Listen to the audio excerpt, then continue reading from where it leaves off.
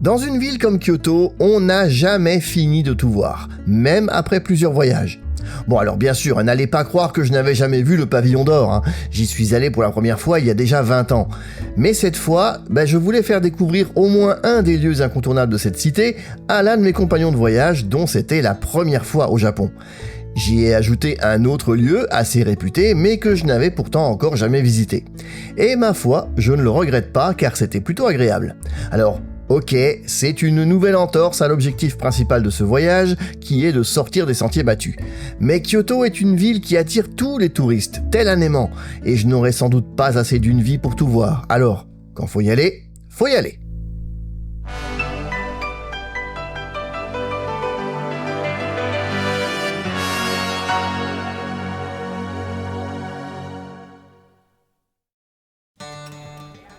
L'accès au pavillon d'or, Kinkakuji en japonais, est possible à partir de 9h du matin.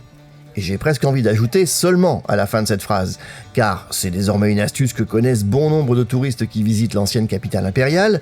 De nombreux autres lieux emblématiques de la cité peuvent se visiter dès l'aurore, et c'est même recommandé si on veut éviter d'être emporté par la foule, comme le chantait Edith Piaf. Ouais, ok, désolé pour la référence qui en plus n'est même pas de ma génération mais de celle d'avant. Il est vrai que c'est un conseil que je donne systématiquement à mes clients en tant que travel planner, notamment pour le Kiyomizu ou le sanctuaire Fushimi Inari. Allez-y très tôt le matin, ou à la nuit tombée, surtout pour le second. Certes, vous serez pas tout seul, loin s'en faut, mais au moins vous éviterez de vous marcher dessus les uns les autres tant ces lieux sont ultra fréquentés. Ici, pas le choix, ça n'ouvre qu'à 9h. Et même en arrivant à l'avance, il faut s'y résoudre, c'est la cohue. Appelons ça la rançon du succès.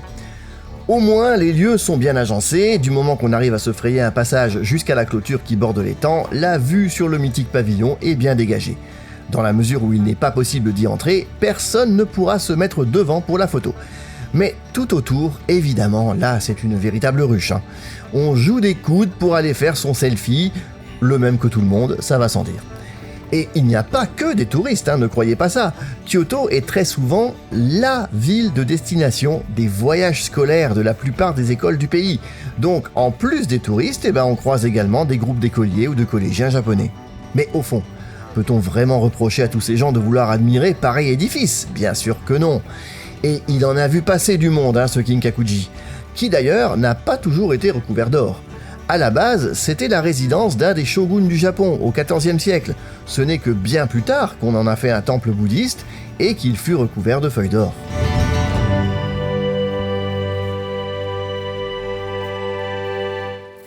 Bon, allez, vous l'aurez compris, il n'était pas nécessaire de s'éterniser, nous sommes assez vite repartis pour passer à la suite. Cela dit, je ne peux pas m'empêcher de comparer avec ma première visite au même endroit il y a 20 ans, par un après-midi de septembre également, et dans une quiétude et une sérénité qui me paraissent si loin aujourd'hui. Oui, ça ne fait pas si longtemps que le surtourisme a fait son apparition au Japon. Heureusement, ça ne concerne que quelques endroits bien précis à Kyoto, et je vous ai cité les 3 principaux.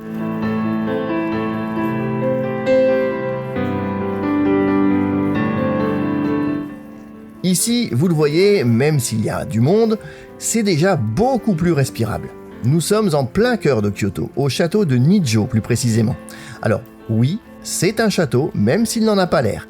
Et pour cause, on imagine toujours les châteaux japonais avec leurs donjons impressionnants. Mais un château, ici, c'est avant tout un grand domaine. Et tous les donjons n'ont pas nécessairement été rebâtis. Souvenez-vous de celui de Kanazawa, par exemple. Ici, c'est pareil, c'est une vaste enceinte dans laquelle on trouve quelques bâtiments qui se visitent, et où il est interdit de filmer, donc vous ne verrez pas l'intérieur, désolé. Et en dehors de ces bâtiments, ce sont les jardins qui valent le détour. Et vous allez voir qu'il y a de quoi faire.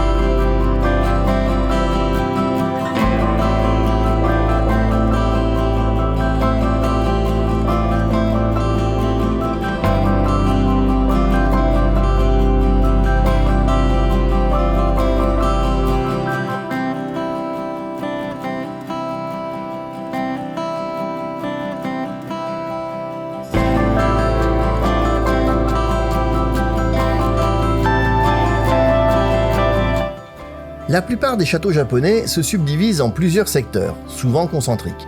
Ils portent d'ailleurs toujours les mêmes noms. Honmaru, Ninomaru. Ce suffixe de maru là désigne justement l'aspect circulaire des différentes zones qui entourent le donjon principal. En clair, plus on progresse à travers les jardins et plus on se rapproche de ce qui était jadis le cœur du domaine. C'est ce qui explique les douves et ces grandes murailles de pierre qui sont souvent les derniers vestiges de l'édifice original. Et avec un peu d'imagination, on peut vite se rendre compte à quel point le château de Nijō devait être impressionnant à l'époque. Alors, sans tomber dans un cours d'histoire, vous savez que ça me passionne, mais que depuis le début de cette série, j'ai promis de rester vague sur le sujet. Donc, je n'entrerai pas dans les détails. Mais il faut tout de même préciser que ce château était un peu particulier par rapport aux autres. Car n'oublions pas que l'on est à Kyoto, ancienne capitale impériale pendant plus de 1000 ans. Nijō n'était donc pas n'importe quel château. C'était celui du shogun. Du moins, lorsqu'il daignait venir à Kyoto, parce qu'en vrai, les shoguns japonais n'ont jamais vraiment siégé ici. Enfin, à une certaine époque, on peut considérer que si, mais on va pas tout compliquer. Non, Kyoto, c'est la ville de l'empereur avant tout.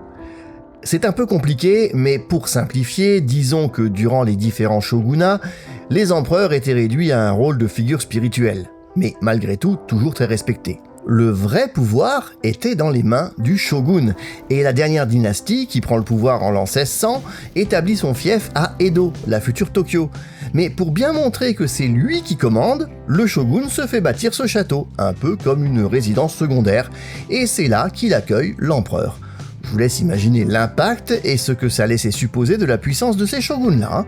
Parce que vous aurez peut-être noté que j'ai évoqué plus tôt le fait que le pavillon d'or était lui aussi une résidence shogunale. Mais on ne parle pas de la même dynastie, ni de la même époque, d'où la différence assez énorme entre les deux. Bon, je pourrais bien sûr vous expliquer tout ça plus en détail, mais je sens bien que j'en ai sûrement déjà perdu quelques-uns en cours de route, alors restons-en là.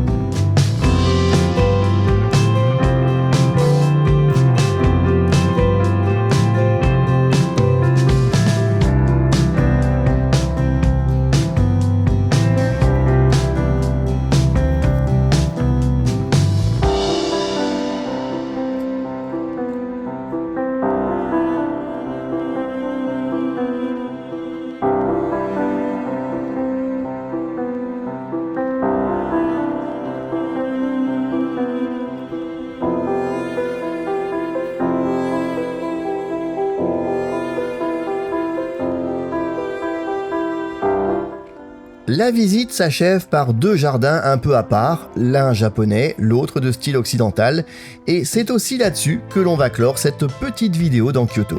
Oui, c'était rapide, je sais, mais rassurez-vous, si vous voulez voir d'autres images de la cité impériale, j'y reviendrai encore une fois plus tard dans ce voyage. Pour l'heure, on se quitte et on se retrouve très vite pour de nouvelles aventures. D'ici là, n'oubliez pas le petit like qui fait toujours plaisir et qui sert surtout à dire à YouTube que vous avez apprécié la visite. Et que celle-ci pourrait donc plaire aussi à d'autres. N'hésitez pas à laisser un petit commentaire pour me dire ce que vous avez pensé de cette vidéo ou simplement faire un petit coucou pour aider au référencement.